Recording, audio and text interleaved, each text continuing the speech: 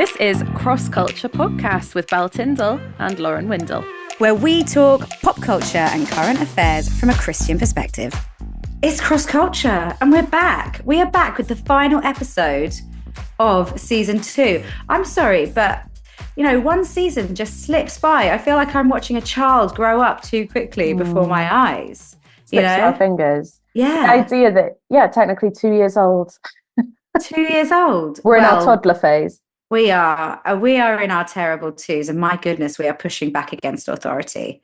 We're tantruming all over the place. We are, and we're proud of it, and I think that's fine. I do too. How's your week been? Did you have a lovely Easter? My week has been chaotic but lovely, and the same can be said for my Easter, I think. Did you get that bank holiday fear where you're like, this is 4 days, I must live my best life in these days and not waste this opportunity to be fun for 4 days? I did. That's exactly what I did. And I semi-achieved it. Although we went down to Pembrokeshire and it was very much an admin-y week because I'm getting married in Pembrokeshire. So it was lots of, I have to do all of these things. So actually, I'm not sure I did really have the most fun. That reminds me that I have got an admin apology to make. Oh, go on. Yeah, look, I have to come clean about stuff. And last week I said that Mr. Darcy was from Pembrokeshire and he's not, he's from Derbyshire. And I'm ashamed, Belle.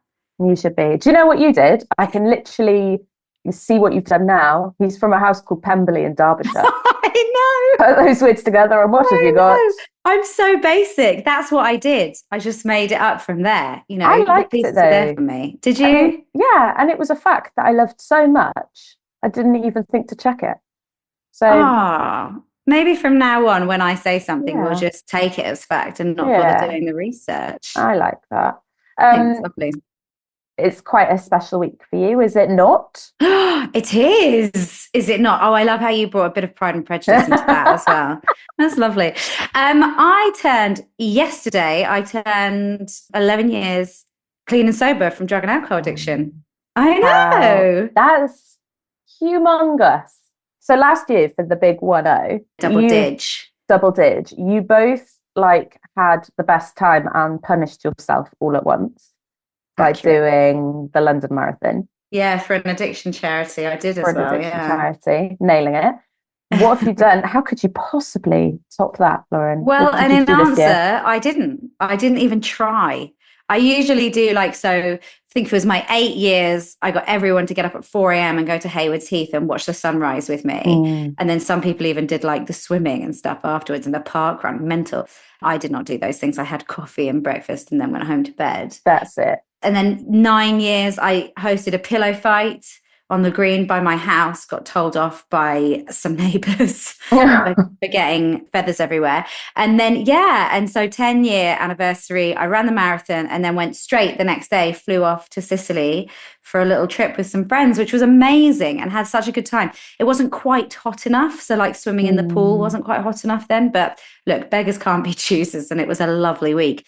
So this year, not because I think 11 isn't a big milestone or anything like that, but I hosted a big day on Easter Sunday with all my friends. So 2 days later, it felt like too much to go big again. Yeah. So I had what I would describe as the day of solo dreams. Oh, go on. I did my workout.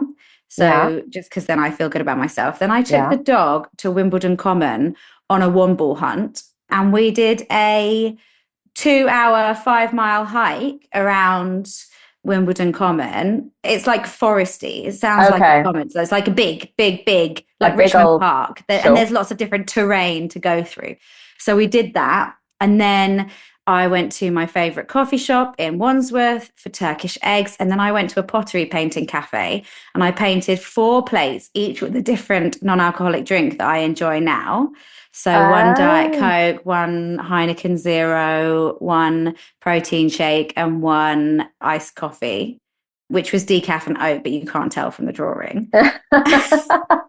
And then I came home and watched Hidden Figures with the jigsaw puzzle. Then I had therapy. Then I went to see my sister and the kids for an hour and I helped them with their dinner. And I came back and the 2 girls who were in my Bible study came over and we got burger and lobster. I have two things to say to that. A, how are you squeezing all of that into a day?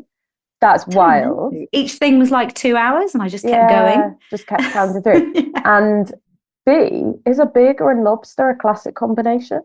Ah, okay, I see what's happened here. You're not from London. Burger and Lobster is a restaurant that started in Soho about 15, 20 years ago. Oh, what a rookie error from And me. they literally only serve either. So the point of the restaurant, there was this big phase, I would say. So I would have been 22. So 14 years ago, a big phase where restaurants opened with one dish on the menu. So there was bubble dogs, which only served champagne and hot dogs. And it was like a sort of counter wastage thing. Like, you know what you're going, here's what you're getting. Burger and Lobster was like a pioneer of that movement. And they just served either a burger with chips or a lobster with chips. And it all cost the same amount. So it cost 20 quid. So it was expensive for a burger, but cheap for a lobster. It's now gone up, I think.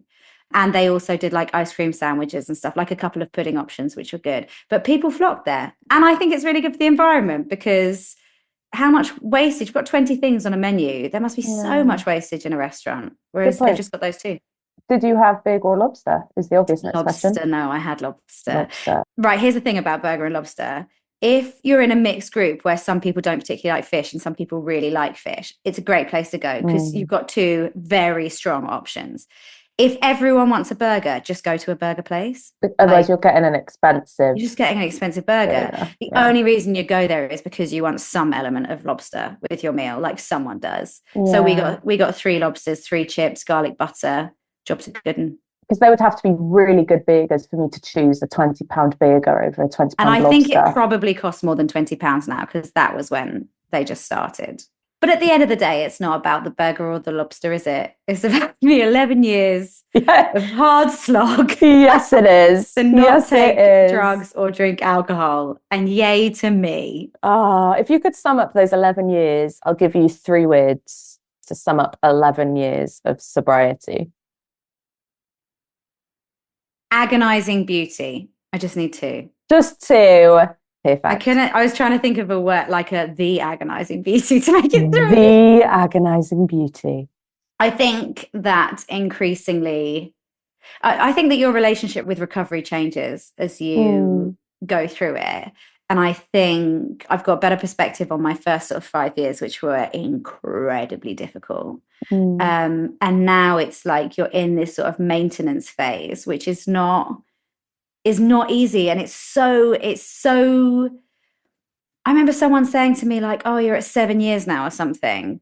You've got the most self-control. Like you could probably drink again. Like you're so controlled. And it's like, wow, you really do not get it at all. Understand addiction. Like it is the most extreme weakness, you know?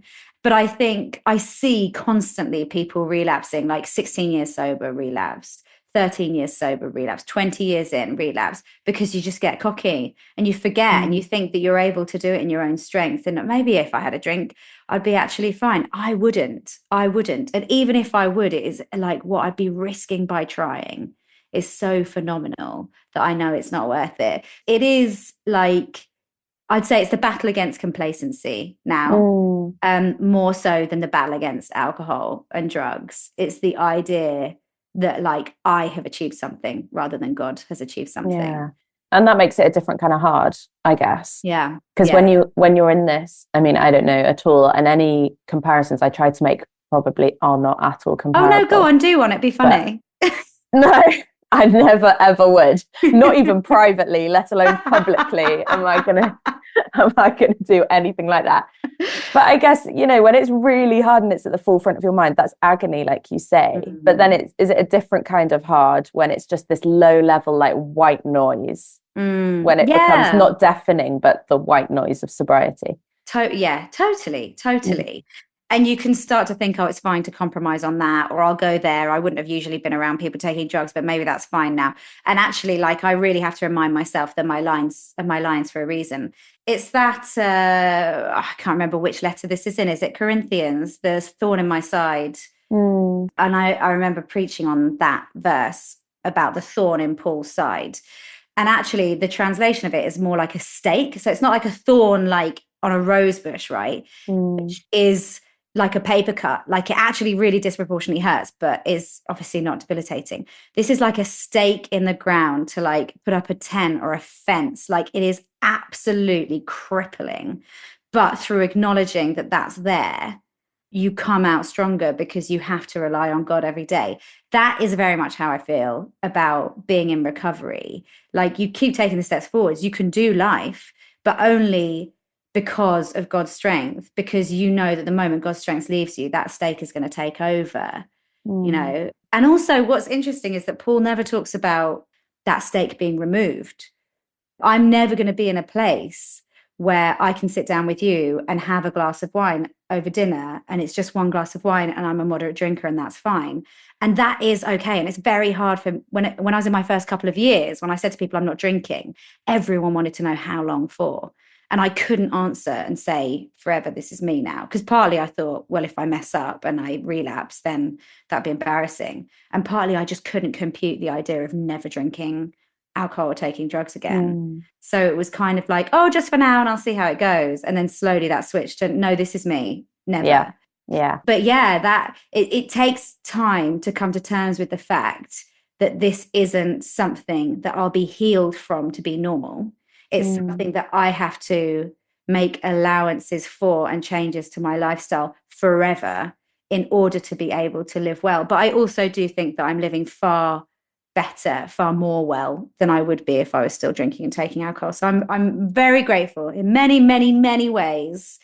But it raises a lot of things. And you think back to like the literal moment that you walked into that first meeting and said like, oh, I think I'm a drug addict, will someone help me?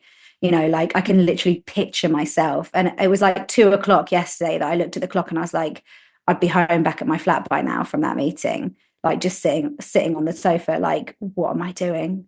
Like, what have I just agreed to? Like, who are those people? Why have I done this? And then I just put on a Disney film because that's what you got to do. As in 11 years ago or yesterday? 11 years ago. 11 years ago. What Disney film? Do you remember? Probably Mulan, to be honest. Absolutely epic film. Well, huge congratulations. That's massive. It is big. Do you know who else had a really profound week? Oh, would we call it profound? Somebody else had a life-changing experience that she tried to bring us all on the journey for, and the world just said, no, Katie, sit down. Or I think Lorraine Kelly literally said, shut up. Lorraine, Katy Perry. vicious. Katy Perry. So we talked about this when we recorded a week ago on Monday. So we're now recording on a Wednesday. Sorry, we don't mean to jump around. We usually record on a Monday, release on Wednesday. Last week we followed that trajectory, and Katie was in the air. So we didn't really know. We knew she was up in the air. Turns out it was only for 11 minutes and she was back. What we didn't know is what she was going to do during that whole experience and what the reaction would be. So talk us through what happened from the moment we stopped recording. It feels like from the moment, because it was a throwaway. I remember you gave me like 3 facts. Yeah, Katy Perry's in space. At the top end of the show, Katy Perry's in space. I said, oh, I would have thought it'd been Lady Gaga. Something glib like that. And we moved on, not knowing that as soon as Katy Perry touched back down on it, the world was going to go mad. So basically, it hasn't gone well. And I do feel sorry for her and everyone else that was part of that all-female lineup of astronauts, and I'll put quotation marks around the word astronauts, because they just could not have known what they were about to land back into. Just pure rage, I think is safe to say. So just to round up, Lorraine Kelly, she went on Good Morning Britain to talk about this, which may have meant her getting up half an hour earlier than she usually has to do the Lorraine show. What a woman. She's fuming. She literally says, I'm fuming. She says it's silly. She tells Katy Perry to shut up. The same was Amy Schumer, just ripped into them. Olivia Munn, Olivia Wilde, Emily Ratter. I never know the end of her name because on Instagram she's just Emily Ratter. Emily Ratter, yeah. I think it's like Ratajkowski. Yeah. And she said it was disgusting, a disgrace. Grazia's headline is one self-indulgent step for the rich and famous, one giant leap nowhere for feminism.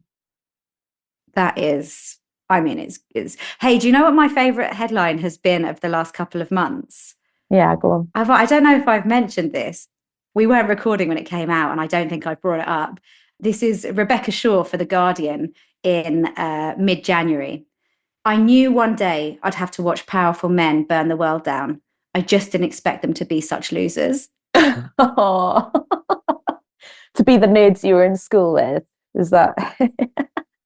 Absolutely brilliant. Right, sorry, but back. Yes, that is a vicious headline from Ooh, Ross. it's a vicious headline. Do you know who's been one of the most vicious reactors? Oh, yeah. Wendy's. You know, the American chain of diners. Oh, that Wendy is sassy. Don't let the red hair and pigtails fool you. She has gone deep. So she responded to a headline that said, Katy Perry has touched back down on Earth just with a simple, can we send her back? Oh, this is their socials, is it? Yeah, this is their socials, which I've never paid attention to before. But there's someone, they took a photo of Katy Perry kissing the ground and said, I kissed the ground and I liked it, which is obviously a play on I Kissed a Girl and I Liked It, which was her first single. Yeah. Someone had said, Katy Perry spent 10 minutes in space, big whoop. And they responded saying, don't shortchange here. It was 10 minutes, 20 seconds. They're going big. So you've got all of this happening. You've got pure mockery, but then you've got some more serious, Greenpeace put a video together where they basically split the screen. It's an Instagram reel. You can find it on their social media page. They split the screen. So the top is these women going in and coming out of space.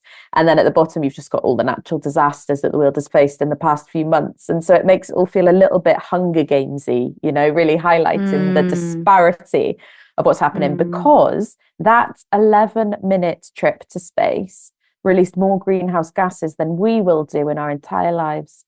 We as individuals? We as individuals. Right, okay, yeah. Yeah.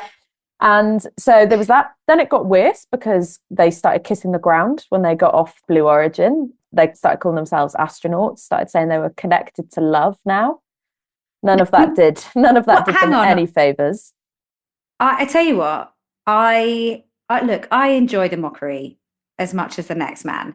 They are astronauts. What is the definition of an astronaut?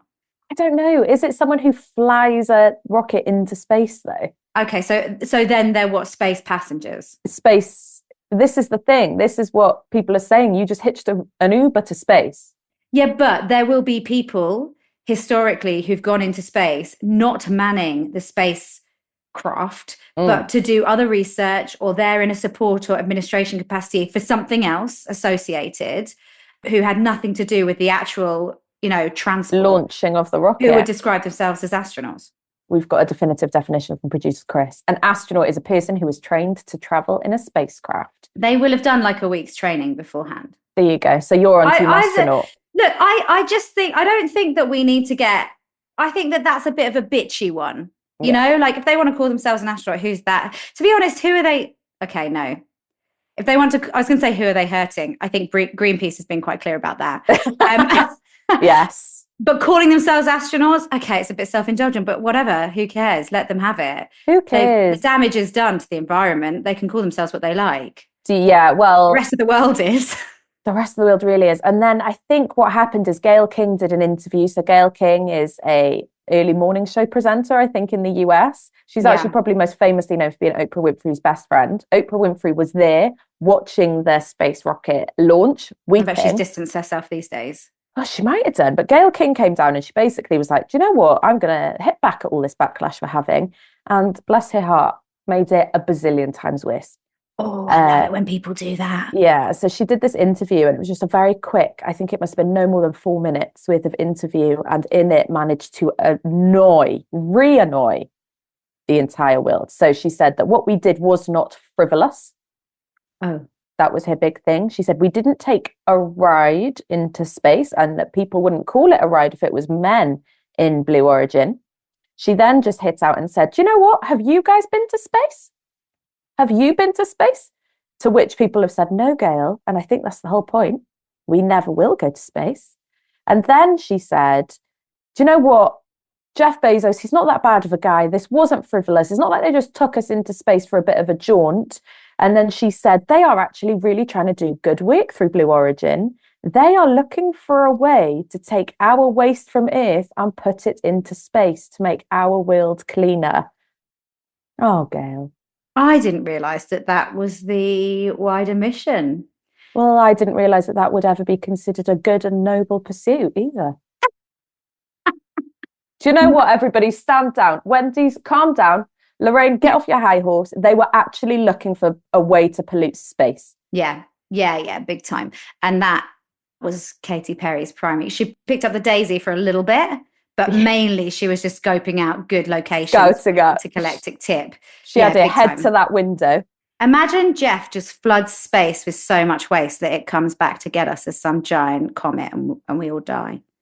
Yeah, that's poetic. That's quite poetic, isn't it? Or it fuses together to become some kind of like transformer. Yeah. So I think this isn't the first time Katy Perry has been challenged on a feminist, outlook on something. Her most recent song, It's a Woman's World and blah, blah, blah. It was all a bit like 15 years ago, all a bit like, it was like one step away from girl power, but nowhere near the kind of rhetoric that we've got these days. And it really missed the mark and everyone was a bit like bored of her from that. I guess the thing that doesn't sit right, situation aside, right? We can't control what Katy Perry and Jeff Bezos do, right? That's on them. What we can control is ourselves. And there is a propensity to take a dump on people in general when they feel that they've experienced something deeply moving and profound, just to be like, shut up. And that's not completely what we're doing. It's not completely, I think it's like 50%, this is extravagant and damaging and really poorly thought through. And 50% like, we just think you're a bit of an idiot. Look at you trying to make this into like, you're connected with love and blah, blah, blah. Like, I don't know if that's, like, you probably would have a bit of a spiritual experiencing something like that. I remember when I climbed Mount Snowdon, which is like, required no training or spacesuits. We were up at the top within 2.5, 3 hours, So yeah, it's tough going because it's an incline, but it's hardly like the most athletic feat. But I'd never been to the top of a mountain before. And I remember feeling really like I had a prey up there. It felt like a moment for me. Like, this is an achievement. This is a tangible, getting to the top of a mountain is a metaphor we use all the time. And here I am, and I can see so much, and it's colder up here, and I've worked to get here, and I'm tired, but this feels good, right? It's amazing to take those special moments and bring God into them. And okay, for Katy Perry, maybe she doesn't have God how we have God, but like to experience a deeper love, deeper connection to the earth, having seen it from that distance, I think is absolutely true and absolutely right. Should she have been up there? Probably not. But what she's expressing in terms of that euphoria is legitimate. Yeah. And we just want to take the mick out of it and tell her it's not. Yeah, there is that. But two things. A, your trip up Snowdon didn't cause irreparable damage to the world around you. Yes. And also, when at the top of Snowdon, did you at any point think, I've made a real feminist leap here? A big old leap for one small step for Lauren Windle, one massive leap for feminism. I would say me and the other 80 or so women, plus, 70 or 80 men, maybe we did that day. And maybe that's on me for not recognizing how far forwards I pushed the cause in that moment. Has she said, I haven't heard her say that she's progressed the feminist cause by doing this. Has she said that? Yeah, she has. She said, because I think this slogan was take up space, because they're trying to encourage women to enter into STEM. And then they came back and did a little press conference after, and she said, you know what, we didn't just take up space up there, we made space for more women to do this. Lorraine Kelly, now I haven't fact-checked Lorraine Kelly, but she says that there have been all-female crews going to space before. This actually isn't a new thing. But the press coverage would suggest differently. They've definitely billed it as an Oh, yeah, definitely. So I don't know who's right in that one. But I feel really sorry for the actual women, because they can have had no idea. And it's actually, so if it's a bit they'd done sad. it without Katy Perry, they maybe would have achieved more of those objectives. Do you think? Maybe. Yeah. So I do feel quite bad for them in that they could have had no idea the backlash when they perhaps genuinely thought they were doing something that had real implications for women, and it just haven't quite nailed it. But I think that's wider, and that's on us, because performative feminism is absolutely everywhere. To say that it's just there and nowhere else is wild. It's everywhere. Those are my Perry thoughts. Yeah. No, that's true. That's I fine. have rendered Windle speechless, everybody. I guess if we're going to talk about this topic, then we should probably just quickly round off with the call that came into Jeremy Vine's show on Channel 5 from a woman whose primary concern was that the rocket was shaped like a penis, and she thought that was deliberate. Yeah. Was it? I guess it was. I think all rockets are deliberately shaped like penises for streamlining purposes. I think there's a coincidence in what moves best through the air and that particular piece of genitalia. I don't think that anyone designed it and thought, oh, it's a knob. I can really see how to use a vagina just would not be aerodynamic in the slightest. Yeah. We tried the boob, it just wouldn't fly. Yeah. Too much wind resistance, just kept floating back down like a parachute. Yeah. Oh, wow. So there we go. Look, they've got to shape them somehow, and I'm pretty sure there's been years of research into that. So I'm sure. Consider that topic tied up with a bow. Absolutely. I'm pleased that we covered all the important bases. I put out on my socials, did people have questions for us? And we have had some questions. They're varied, but I'm going to throw them at you now. Number one, Christian fiction, can it ever be good? Oh my gosh. My instinct is no, but I think that's an unfair instinct. I think it can be. I think otherwise Narnia wouldn't exist. Yeah, C.S. Lewis might be the exception that proves the rule, though. The fact that when you're asked what's good Christian fiction, that you can come up with that so quickly is because it stands so far above that it becomes apparent that it's so good. Whereas if I say to you, like, name a good fiction book, there's like a million that you could choose. Yeah, I guess what counts as Christian fiction, because Francis Spufford is an incredible novelist and happens to be a Christian. So you know that there's something of the Christian story weaved into his book, but in no way is he trying to tell the Christian story through his novels. So what counts? No, I guess that would be my doesn't count. question. Well, because then I think my answer is no. Someone at a book publishing event challenged me because I said that Pride and Prejudice was not a Christian book. And she was like, Jane Austen was a Christian, therefore it's a Christian book. And I think that is a bit tenuous. I think it has to have some sort of Christian message from within it. What about The Shack? Did you ever read that? I did not read that. Did you watch the film? Like maybe skim watched it, if that's a thing. Yeah, I think that that's very good. I think it's very good. I think on the whole, Christian fiction is pretty tacky, often feels quite American. It's the American publishers that invest in it far more than UK. Yeah. There's very little British Christian fiction. There is a Jane Austen Investigates Christian fiction series where Jane Austen investigates crimes. And there's a whole genre of crime, murder mysteries like that are Christian as well. I think The Poison Chalice was one. I've not read either of those, either Jane Austen or the sort of... Mel Starr is the writer of the UK-based murder mystery Christian books. I am reading Sensible Shoes, which is... I'm interviewing the author, who is Sharon Garlow Brown. She's American, and I'm reading those books in preparation for that. It's my first sort of... Other than the sort of C.S. Lewis's and the Shacks, my first sort of foray into it. And I think if you can get over the fact that there's a bit of cheese, that it feels very American, there's some really solid biblical messages in that series of books. I can't speak for all Christian fiction, but if you want something where you see it's four women journeying together, having had very different life experiences that have all left them with like different shortcomings in their sort of spiritual walk. Like one is way too keen to serve, and one is way too keen to correct other people, and one is way too meek and quiet, that kind of stuff. And it's like their journey of sort of gentle, loving correction in community and sort of growing in God. And I think if you can park the cheese, then actually there's something really to take from it. So I'm saying it can be done well. Okay. I'm willing to trust you. And actually, now that I'm thinking of Marilyn Robinson's Gilead as well, and that's, Pulitzer Prize winning, so, and rightly so, it's a piece of genius. But again, is that a Christian piece of fiction? I don't know. My instinct is no, but on further investigation, I'm willing to be proved wrong. Perfect. I love that openness. That's beautiful. What do we think about Disney going woke? Disney/Marvel. I don't know much about Marvel, but I do know about Disney. I don't care. I think would be my headline. I've done a whole podcast episode about this once where I interviewed people who really did not like the way Disney was going. And I understand. Yeah. That's so niche. You're so the right person to ask this question to. Well, it's an episode of Re-Enchanting. I think it was in season 1, so you're going to need to scroll back a little while. And it was with 2 people, Esme and Yaroslav.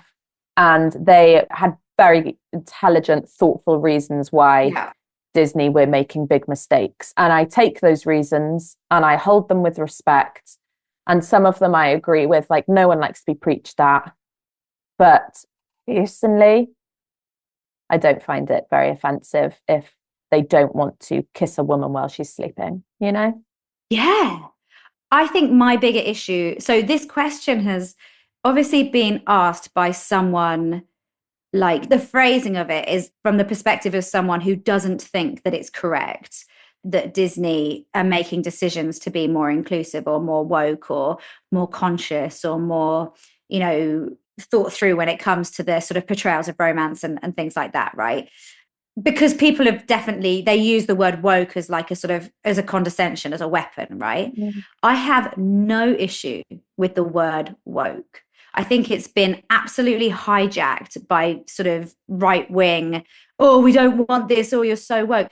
The origin of the word is literally just like you have not been aware of something and now you've taken the time to make yourself aware of it, of someone else's lived experience, someone who's a different sex, somebody who has a different sexual orientation, somebody who is from a different ethnicity or a different cultural background or has, you know, experienced hardship or illness or something that you haven't.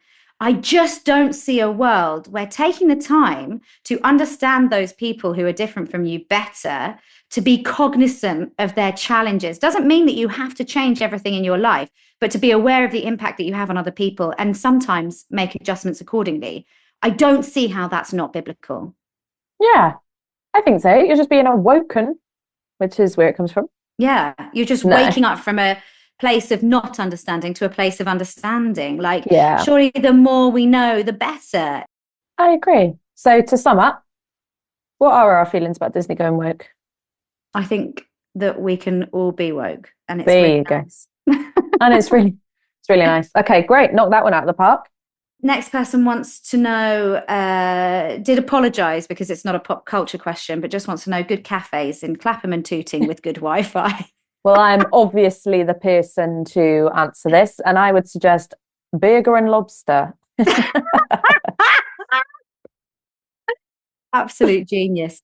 My answer to that is that there are too many cafes in Tooting and Clapham. Every cafe has Wi-Fi. If anything, you'd be hard-pressed to find one that is considered bad, but they're all very expensive. And I think that you should go to the library and take a coffee with you, where the Wi-Fi is free and the literature is extensive. Right, we've got 2 more of these questions. What pop culture / media could I invite my non-Christian friends to join me in engaging with that aren't necessarily Christian, but will naturally lead to questions and discussions related to Jesus and the Bible? Oh, so many. I mean, this is literally sort of what we talk about. So even if I just went through our back catalogue of what we've spoken about over the past 2 seasons, you've got Miranda Hart's latest book, I Haven't Been Entirely Honest With You, which it's a book all about herself. It's a memoir. It's all about what she struggled with. But if you have eyes to see, it's also about the fruits of the Holy Spirit, but in no way does she say so. So that's a really good one. Anything by Sally Rooney, any of her novels, they can be a bit boring, but yeah, mate, they can. But if you're wanting to talk about like how does it feel to want faith and not have it, or have faith and not want it, or pray and nothing happens, or want to pray and you're not even sure it's working, like if you want to have conversations about those kinds of things, Sally Rooney's your girl. Something I'm loving at the moment, I gave to Sam, my fiance. It's called The Beautiful Truth. And it's like the most beautiful like compilation of articles that are all about business and creation and innovation, created by Christians, but in nowhere do they say this is a Christian publication. They just put it out there. So if your friends are into like having their own businesses, wanting to start things, wanting to create things, I would go there too. Nice. on the slightly more like definitely Christian end of that spectrum, but still lots of added value to people who aren't Christian and would definitely get those conversations going. Fully Alive, the book by Elizabeth Oldfield. I like it. It's not written for Christians, but she's clear throughout that her stance on it is a Christian stance. And I think that that's a phenomenal book. Also, this podcast is specifically like, yeah, we're Christian people, but we're speaking about normal things. And every now and again, we interject like, okay, but from a Christian perspective, or given that I'm a Christian, here's my opinion. You know, and there's another called Table Talk, which is run by 3 other Christians that I think does that really well as well. They definitely bring faith into all of their topics, but they talk about business, they talk about sport, they talk about pop culture, you know. So there are a few sort of things like that that are really good. But I think you can find God in anything. I do too. That's my firm opinion. Yeah. That if you're looking for it, you can find ways to speak about God everywhere, because you're either noticing where people are searching for him, or you're noticing where people have decided to not search for him. And either way, it's if in you have every a piece curiosity, of media, you can ask yourself, have they turned away from God? Are they looking for God? Or is this the fruit of a relationship with God? And it's always going to be one of those 3 categories. I agree. That's the very premise of everything I do and write. There's this quote by Augustine where he says, "You have made us for yourself, O Lord, and so our hearts are restless until they find they rest in you." And so my MO, like what I say in every talk I ever give or every piece I ever write, is this has been created by a restless heart. You can see it if you're looking for it. So I would, in a way, say anything. Yeah. Finally, then, what do you think of the Traitors UK Celebrity Roundup? Oh, don't ask me about traitors. I'm a traitor to traitors. You are a traitor to traitors. I am. Can I tell you, so they have revealed the guests who are going to be on the show. Great. For the celebrity one. And there are some pretty big names. Are there? Okay, tell me. I've never seen an episode of Traitors. I don't even know the premise, but this doesn't matter. I can still get excited about a celebrity lineup for anything. I think the biggest name is Stephen Fry. Oh, right. So we're going classy, are we? Yeah. Big time. So there's 19 people. Stephen Fry, Alan Carr, Jonathan Ross, Kate Garraway. These are like big UK names. And active. It's not like they were kind of like, you know, big 10 years ago. These are people who are actually going to have to take breaks out of their career to have a go at this. Yeah, big time. Okay. Nate Shelley. That's the name of the character he plays in Ted Lasso, but his name is Nick Mohammed. Celia Imrie. Wow. From Calendar Girls. Yeah, big time. This is so classy. I know. Oh, I love it. Tamika Epsom, who is from EastEnders. She plays Kim Fox. We've got DCC Mike Dryden from Line of Duty, who's played by Mark Bonner. Sure. The Scottish guy? Yeah. Ruth Codd, Paloma Faith, Charlotte Church, Kat Burns. Like, do you think Joe Wilkinson, who's a comedian who's often on the sort of panel shows? Love Joe Wilkinson, yeah. And he was on we haven't talked about it, but Last One Laughing. Yeah, he's pretty good on it as well. Yeah. And then Lucy Beaumont, who's the ex-wife of John Richardson. Tom Daly. Yeah. That's he's retired now, isn't he? So. Well, he's got a bit of time in his hands. Go and be a traitor. So what I think is there's so much traction around this show. There's so much excitement around it that they've actually been able to pull in like quite a stellar cast. Yeah. Richard Osmond was tipped to be on the list, and I'm a bit gutted he's not, because he's obviously the UK's biggest crime writer at the moment, the cozy crime mysteries. Yeah. So to have him be in there in the midst of a crime would have been really cool. But look, I am perfectly happy with that. I think it's good. I mean, Stephen Fry, goodness. Stephen Fry. His intellect will either... I'm saying this as someone who's never seen the show. I'm assuming that his intellect will either really work for him, or he'll overthink everything and it will work. Well, you don't need intellect so much as insight. You need to be able to read people well. But I think he's probably got both. Yeah. I reckon he'll get voted out quite quickly, which will be a travesty because he'll be excellent to watch, but he'll be, unless they make him a traitor, which would just be phenomenal viewing. Like the nation's absolute, like everyone's darling / uncle suddenly on there. Yeah. let's round this off then. Have you got a fave episode or moment from this series? Ooh, I mean, it is absolutely flown by. Mm-hmm. And it's been somewhat of a cultural whirlwind. So I definitely had to research the stuff we've spoken about because it really has been so much. I think my top episode, just because it's all the things that I love to talk about, was when we tackled witches and White Lotus. I mean, what has Belle written all over it more than an episode about witches and White Lotus? I don't. So true. I don't know what I could have added to that to make it more me. No, and no need to. It just perfectly sums it all up. I was thinking that one might be my favorite, but then I decided, just like Bob Mortimer, Meryl Streep as Aslan, the old off-menu best episodes. That one really had me cracking up. So that's my fave. And also it's our shortest. So there you go. Concise at a 35 minutes. Yeah, absolutely. This has been a pleasure. Thank you so much for these wonderful conversations. And thank you so much to anyone who tuned in and listened as we have picked apart everything that's been happening in current affairs and pop culture. We are planning on being back in summer. So you've got a month or so to catch up on everything that's happened. Make sure you're up to date. Don't forget to like, don't forget to subscribe, don't forget to follow so you get notifications when the next episode comes out. And we'll see you very shortly. Oh, guys, we will miss you, but we will see you very, very soon. But until then, from old Tindall and Windle, goodbye.